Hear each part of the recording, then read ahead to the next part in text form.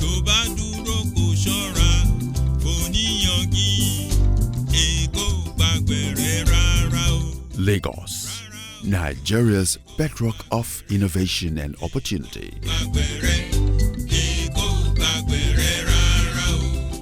Adorned by towering high-rises and sophistication that snaffles from all over the world.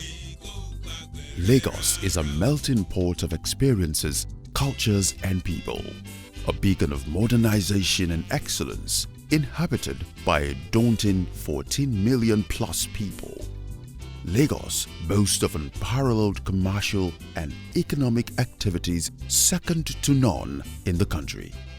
To fulfill its obligations to the people of Lagos, the Lagos State government understands that human capacity development is a critical component of achieving its robust plans geared towards a truly functional, thriving and safe megacity. The Ministry of Establishment Training and Pensions is one of the core human resource management agencies in Lagos State, and our core responsibilities range across human capacity development. We're also responsible for career management. We're responsible for maintaining industrial harmony. We are also responsible for maintaining the personnel budget for Lagos State. The theme agenda addresses different sectors of the economy and of Lagos. And of course, there are agencies that are targeted towards achieving each of these 6 pillars. Okay, and of course, so to do this, what we do is we have different types of programs, different types of trainings. We have the one that is sectorial, that is deals with different sectors, engineers, doctors, and so on. And of course, we have the one that cuts across. Okay, these are the soft skills ones. Okay, so we take courses based on this. We train them for the sector that will make them professional in the discharge of their duties, and of course we take them also in the ones that will give them the skill that they need to, to drive the administrative aspect of this. If we say, improve that person, right, and of course make them perform effectively on their job. Meeting the needs of a bustling city such as Lagos requires excellent leadership, functional and sustainable ecosystem, and a highly skilled workforce. The public service is 150,000 people in the public service. Our responsibility at the ministry is to provide what you call the global training vote, where, apart from the training vote that is domiciled within the MDAs, they also have access to. So we provide the infrastructure for training. So for instance, we have a learning management system that, public servants can actually access learning on the go, on their laptops, on their mobile devices. So we're also responsible for professional conferences that various cadres go for, and then the face-to-face training and online training that we provide for all public servants. As a result of the ongoing reform to improve on service delivery to Lagosians and other stakeholders, the Lagos State Ministry of Establishments, Training and Pensions held a series of trainings on leadership, performance management, job description, coaching, and so on for its senior and middle-level cadre officers. Our goal is to train on various job-specific and generic courses, and we believe that it's critical for us to do that at a time like now, because we have the agenda, the themes agenda is an audacious agenda, and we've realized that the impact that we will have in producing the quality public services and goods that we require for our citizens is based on a foundation of highly skilled staff. I went for one of the courses where motivating teams are trident, and people can see who they are and bring it's a leadership course, but they could be like, oh, this is me being described in a book. Yes, so they're changing their mindset. I'm sure by the time we look back and we do the post thing, they would come back and say, I used to be here, but I'm now here. So yes, we're trying to change your mindset. Many leaders know the time when it is to create change, to invent things. And don't tell me that is not civil service. Because that is why we have, I will give you a simple example. example, for argument's sake, your department is to provide one certificate to members of the public. 10 years ago, it took 10 weeks to produce that certificate. 10 years later, the process is still the same. Don't tell me that civil service says you can't perform the job. And you decide to do the same thing you did 10 years ago. Nobody wants to work in the same set of body conditions over time and time again. Where people don't learn, what incremental changes are you doing? What new ideas are you encouraging? This two-day workshop has been titled Managing and Motivating Teams for Excellent Performance. And of course, you will realize that the civil service workforce today is a veritable tool to enable the state government to achieve its various objectives. So now focusing on people and see how we can accomplish things better in teams has come in at a time that can't be better than this times. So basically what we've done is to take participants through the concepts of leadership, defined in contemporary times. We've also brought in the concept of self-awareness, understanding your personality traits, to understand that if you can't lead yourself, then you can't lead others. We've also looked at using emotional intelligence as a useful tool, as a key skill for leadership. And that basically means being able to relate well with people and ensure that we manage our relationships well enough. That's at the heart of leadership. What we've done for the second day, and I think which is even a lot more important, is bringing to the fore the need that you can't walk alone. There's a lot you can achieve working with others. And so the concept of teamwork, the concept of how to lead your teams, and the concept of how to motivate your teams. So people can get to a point where they can give you their best willingly, but you must get to a point where it becomes a skill that you must be able to impact on others.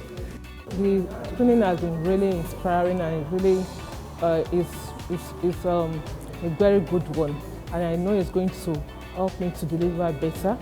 It's going to, because through the training I've learned so much that I can work better with my team and get the best of them to achieve the common goal of the ministry.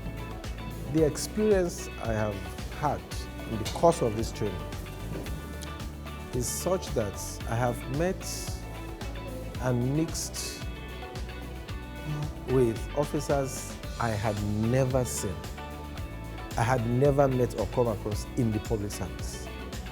And that is exciting, because the implication of that is that it builds synergy, it establishes an invaluable network of resources for me as an officer in the process of fulfilling my mandate, achieving my goals, my set targets. It is easy for me to be able to call any agency, call ministry, because I have personal relationship with people there, and works most faster, and at the end of the day, the entire state becomes the better for it. It helps morale in the service.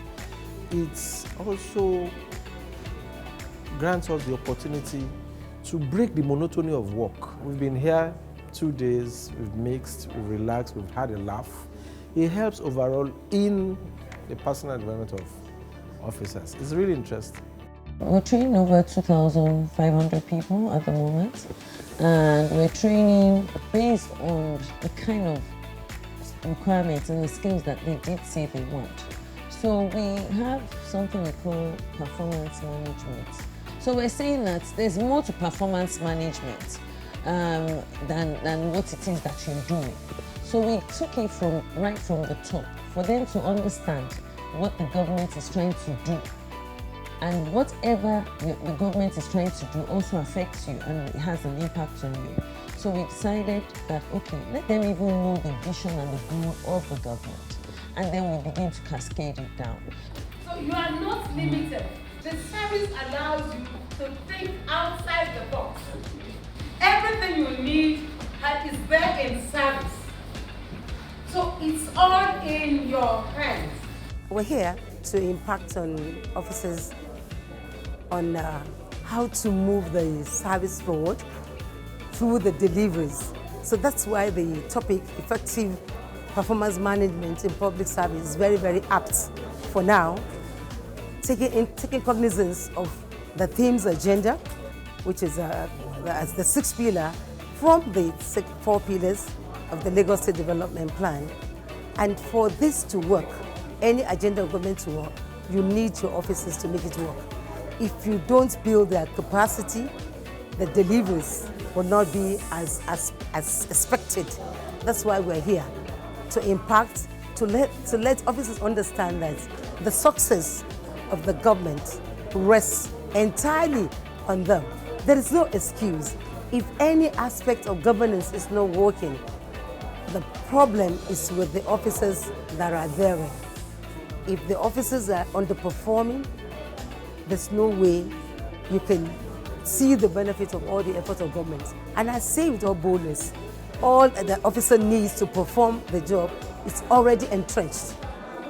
Every tool that is needed, the enabling environment to make them perform is already entrenched. And where a lacuna is observed, it's always addressed through training, as you see here. So what you have been saying all day is that when you are being assessed or appraised, you are being appraised on expected outcomes. Don't forget, we're talking effective performance management system. Is the system entrenched? Are the components there? What are you doing with it? I'm passionate about performance management because that is really the basis of what will determine the quality of service that we provide to Lagosians. We are in government to serve the people. So if you do not have effective performance management systems in place, you cannot measure the quality of service that you provide or even the quality of goods you provide for our citizens, the key stakeholders that we have as government. The third one is that during the rating period, the employee will execute the agreed performance plan. About the performance evaluation, you remember we said we evaluate, we monitor, and we review. That's why I said when an officer is underperforming, it's not that you crucify that officer. You have to check what is the design, what challenge does he have. Today's training has been wonderful, awesome. Our facilitator has been able to enlighten us on performance generally, the management and measurement. She has done a very good job, and I'm really happy that I'm part of this workshop. I've attended various training organized by Ministry of Establishment and Training, and I can say that this has been one of the best, if not the best, but one of the best training organized so far. Personally, the training has taught me on how to be self-confident and how to relate with other people outside there. In coaching, right, it's a partnership. And what is the agreement? What activity is going to take place? The activity that will take place is there's going to be a lot of, provoking thinking. So what we're doing is that we are partnering with whoever we are coaching in a thought-provoking and creative process. The creativity there is looking for new ways to think. We're trying to get them to think of new ways to do things. The class on coaching for us is really, really critical. Coaching is one of the easiest ways to develop capacity and competence within your team. The approach that we also have to coaching is helping the leaders to build and to unleash the potential of their staff. So the approach is very, very different. They're not telling people what to do, but they're getting them engaged through effective questioning techniques to get them to think through their issues themselves and to get them to achieve their goals by themselves with minimal intervention from them being the leaders. It's not about you. It's not about your thought process. You've already developed yours. It's about developing the thought process of the coachee, right? And the statement you would make is, this is how I will do it. That is if you are mentoring. This is your language. This is how I will do it.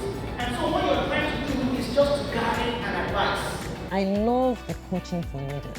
The coach for leaders, I know that we're in a time when we need to collaborate. So we decided that, look, we have a lot of leaders, believe it or not, in the service, but they don't feel they're known. So we decided that, look, let them come in. Let's coach people, let's see. And coaching goes beyond just what we did in 2 days. From there, people have said, oh, I'm interested in being a professional coach. Basically, the coaching is for us for the leader to be able to align, it works hand in hand, align with the objective and the goals of the ministry. So they cascade it. Everything we're doing in terms of training, we're cascading. That's why we've done, trainings that are very critical, very important, and what would help in getting out our key performance indicators. What we're trying to do here is we're trying not to teach. We're trying to foster an environment for learning. So if we're going to foster an environment for learning, we're going to do less telling and more asking the person to discover. The people who are attending this course are learning effective skills for leaders. And so they're going to be able to foster people achieving their goals, right? So once you are a coach, you help people achieve goals. You get them from where they are in terms of their goals to where they need to be. So they achieve their goals faster. And then we also have change in behavior. We have, people who are in the ministry who may not be as confident as they need to be. There are some behaviors that need to be corrected. Within the coaching conversation, these behaviors will be addressed and they will correct the behaviors and thrive. And then we also have that each of these coaches are going to be points of learning and helping people to innovate, to think creatively. So when they are done with this, there are going to be points, as I said, of helping people to foster their learning. And then also there are also going to be points of safety, right? People are going to feel safe. People who are within the ministry will feel safe having conversations with people who have been more coach-like. So we're going to have a lot of safety. We're going to have a lot of people being authentic. And then something that they came up with themselves is in terms of succession planning. Because when you have built people's capacity, when a boss leaves and goes somewhere else, the people who are under him or his colleagues under him will be able to take up easily because they have been able to, really, really facilitate their performance and maximize the potential that is within them. So on the whole, we're going to have a lot of people who are helping people to maximize their professional and personal potential. I just want to correlate that with football. Is there any example you will give us? Yes, maybe the player has been using side foot to pass the ball or jump ball, pass the ball. So I really I have to appreciate the Lagos State government for exposing me to attend this course, which I know will better me on the job. Are you getting it? And I also believe at the end of this course, I will be a better person in my office and I'll be a good coach, such that I help people to develop or discover their God-given talent that abound in them. It's very impactful, and as our coach has rightly coached us, we need to discover ourselves. This is more than teaching, this is more than imparting knowledge, it's helping you to discover yourself. And honestly, what we have learned today is an eye-opener, how we can discover ourselves, how we can make better. It's about capacity building. Honestly, it's having its impact, and it's a kind of motivation for for staff because they are being recognized and they are looking for their betterment. And when the staff are better, then the state as a whole will be better. And we'll be able to achieve that smart city. This question has opened my mind broadly to know that it's not everything that you teach people. You have to bring out the potential which people have. Let them maximize it. It's not that you teach them, you ask questions. What and what are they lacking? What and what do they need to bring out their potential? They have their ideas, but some people are lazy to bring it out. You just have to look for what they have as a potential, what they have that can be useful to the Lagos State government and to themselves personally. That is, personally and professionally. I particularly love job description. You would think that when you came into service at level 8, you would know what you're doing. You know, everybody that has gone on that particular training have said, oh, this is an eye-opener. They also know that if you do not have your job description in place, there's nothing that anybody will know. So all those kind of trainings are the things, we particularly pick trainings that would enhance capacity, build capacity, and also interest you. You know, and every training that we send them on has something in common. You can go up to certification level. The reason why we put this up is that when you're talking about a job description, we're talking about the totality of what you see up here. And I'll just take them very brief. Working scope. There must be a framework as to what you are doing. It must be in a box. Nobody can just come to work and just do anything. It's not possible. There must be a framework, a box that highlights what we are doing. Otherwise, we may get many people doing the same thing. Secondly, whatever anybody is doing, we must be able to summarize it. No matter what. The summary is not the in-depth thing of what you do, but it is essentially a collection of what you do. So if we cannot summarize what somebody is doing, then something is missing. It means that something is missing. There should be a summary of what everybody is doing. Stakeholders. The stakeholders must, Lagos State government must really know what you are doing. They're the stakeholders. And the people you work for, they're still the stakeholders as well. So stakeholders too must say, this person, this is what they're doing. Report. There is a report of everybody that is working within an organization. A report too is similar to a summary. That this person, this job is grade level this. When people know what their expectations are, what they need to be doing, what their responsibilities are, and they do the above and beyond, it reflects with their team. Because don't forget one thing, every manager, their team member takes their reflection from them. So when you have a committed manager, you would get a committed team. And then it overflows. And when people come together, peers come together, it's like a light that engulfs the others around them. I mean, 300 people, 300 managers have come for this. When 300 managers and top executives come for this type of training, then Lagos State must feel the impact, because it's a huge sum, it's a huge number not to have the impact that was intended when they were called for this training. For a job description, the first thing we want to do is purpose and uses of a job description. If we don't know the purpose of anything, then there's no point in doing it.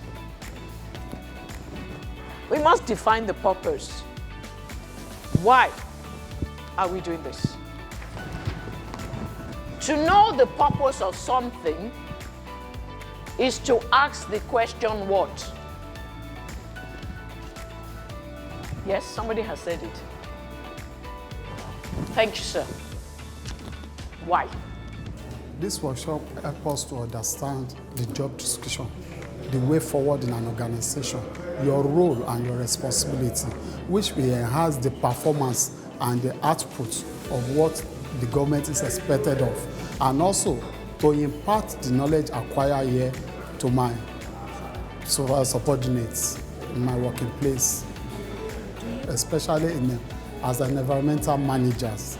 And also, all the young ones coming behind us, they will know what to do, not that until the supervisor is giving directive for you to do this or that. Everybody will know his own or her responsibility.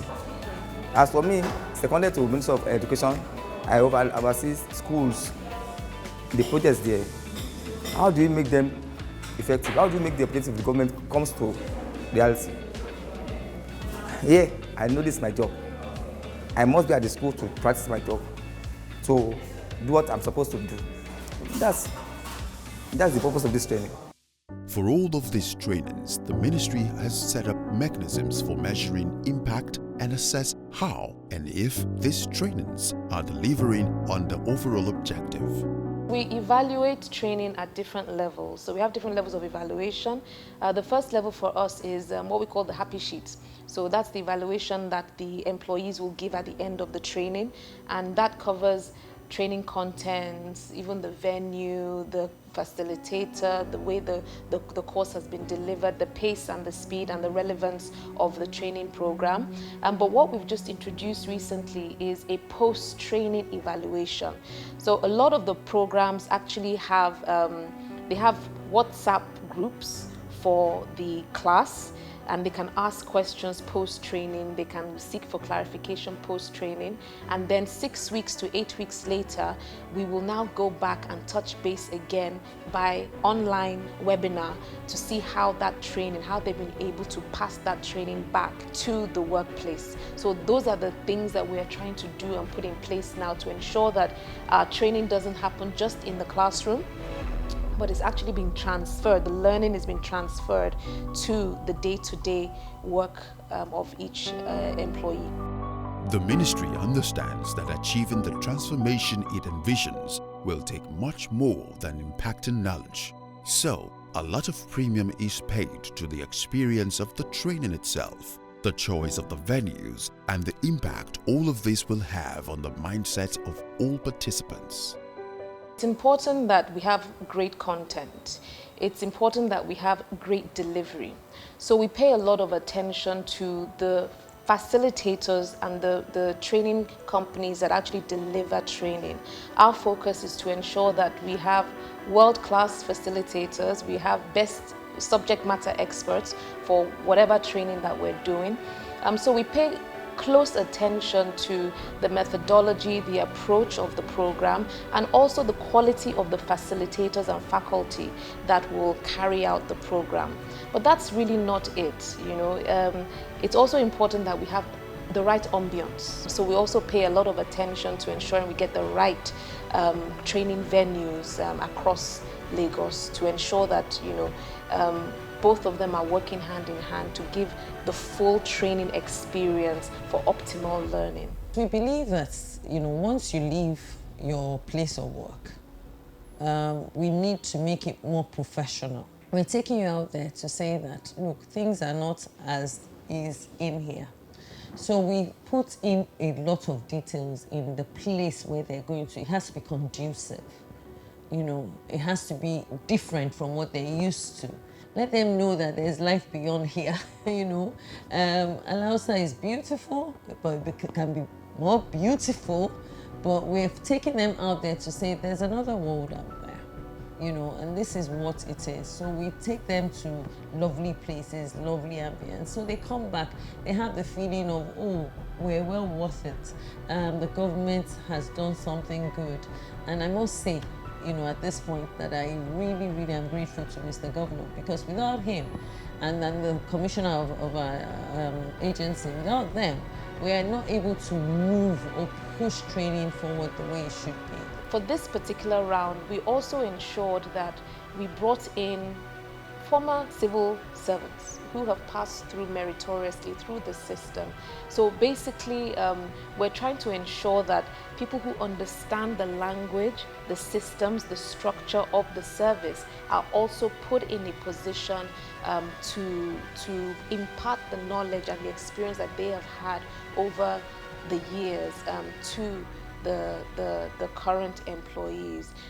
So when you have a copy of your scheme of service and you want to move, either you are a bill officer and you want to go and read law, so you will know what is if you are level 14 and you go you read law, you are going back to level 9, that is the policy.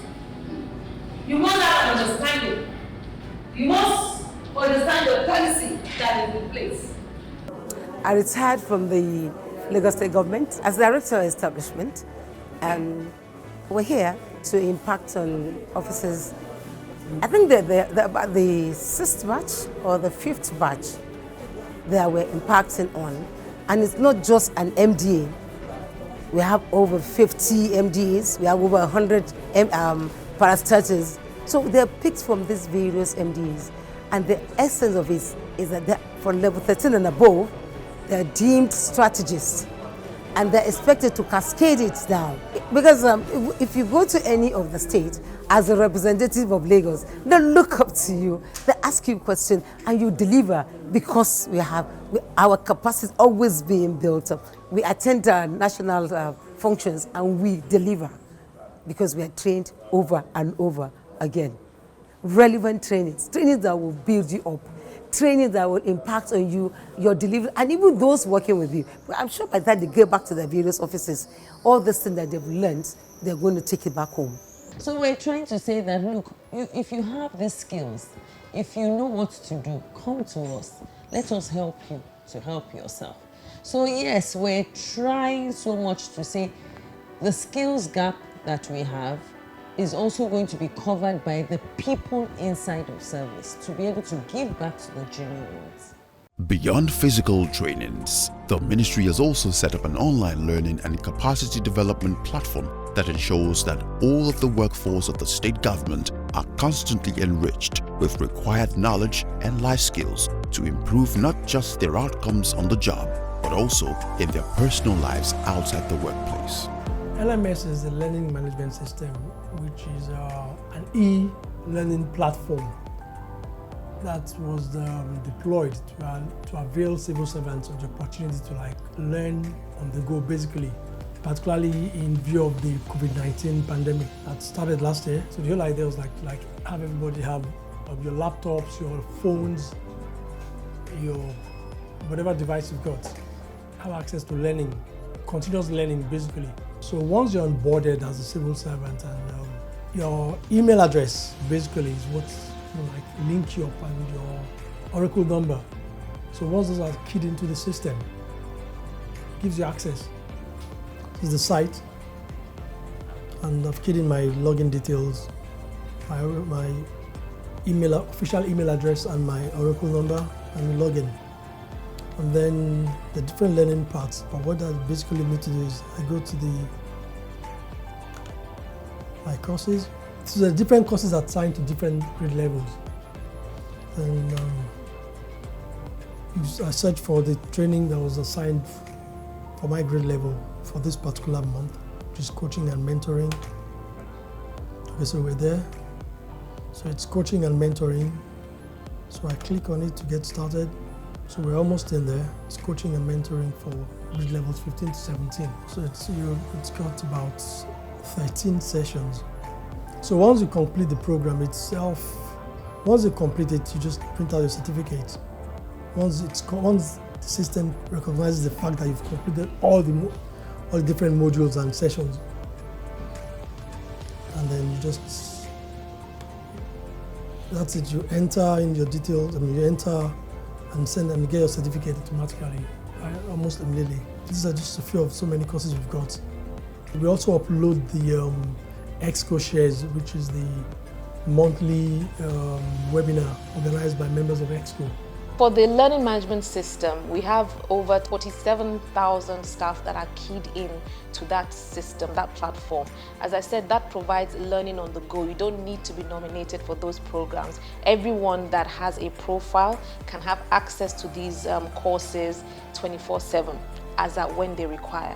But for the face-to-face training programs, we have what we call the STMS, which is the Staff Training Management System.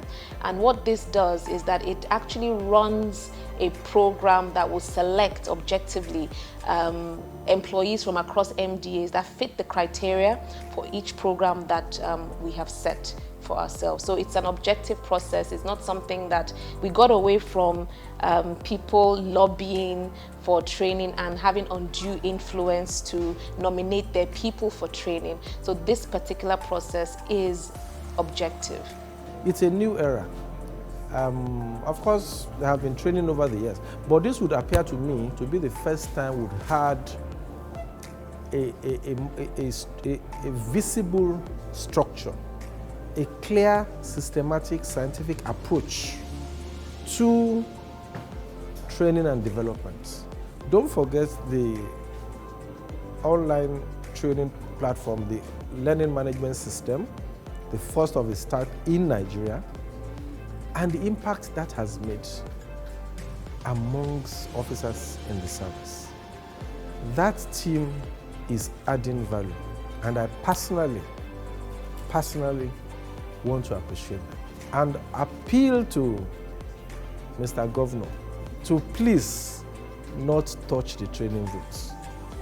If possible, increase it. Lagos State remains the economic powerhouse of the nation because of its ever-evolving, dynamic and competent workforce of over 150,000 people, tasked with the daily responsibility of ensuring that Lagos is served with quality and panache. The people we serve, people of Lagos, are changing with time. Their expectations are changing. And of course, to do this, I am envisaging a civil service where we will be anticipatory, not reacting. A civil service that is robust, technologically driven, a civil service that has emotional intelligence, a civil service whose capacity has been built to that extent that we can project, we can anticipate things before they happen. We can anticipate the needs of Lagosians, anticipate even the needs of the service itself. Don't forget that we have at the helm of this agency, this ministry, a woman that is very, very skilled in this, and which is our commissioner, Mrs. Ajibola Ponle. So with their guidance and with the support of the different of the head of department of that of the training and the support of the other officers in that department, we're able to to do this effectively and efficiently.